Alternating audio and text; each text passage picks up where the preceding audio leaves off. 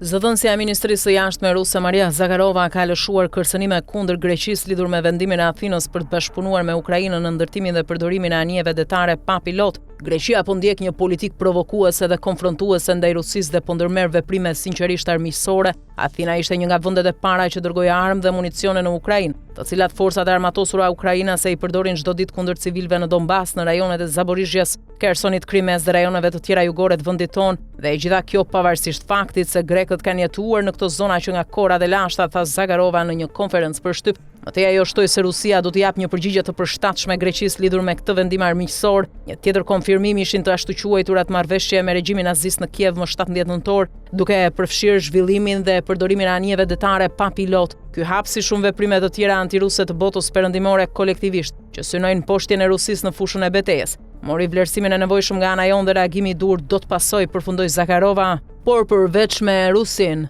Athina është në tensione edhe me Ankaran. Roja bregdetare greke ka hapur zjarr ndaj një peshkarexhe turke e cila pretendohet se kishte kaluar kufirin ujor. Sipas mediave greke, e gjitha filloi më 18 nëntor kur dy anije peshkimi turke hyn në ujërat territoriale greke, në zonën më të gjerëdetare të Agathonisit dhe po peshkonin në prani të dy anijeve të rojës bregdetare turke. 3 anije patrullimit të rojës bregdetare helenike nxituan në vendngjarje për të identifikuar anije turke të peshkimit dhe lëshuan paralajmërime të përsëritura vizuale të dëgjueshme për anijet që të largoheshin menjëherë, por rezultatet ishin negative. Pavarësisht rekomandimeve, një anije peshkimi turke kreu manovra të rrezikshme me rrezikun e përplasjes së njërës prej 3 anijeve patrulluese të rojës bregdetare helene. Kështu e kujpazhi i anijes patrulluese greke qelloi me armë zjarri. Të paktën kështu pretendon pala greke. Media turke paraqesin një pamje krejtësisht të ndryshme të ngjarjes.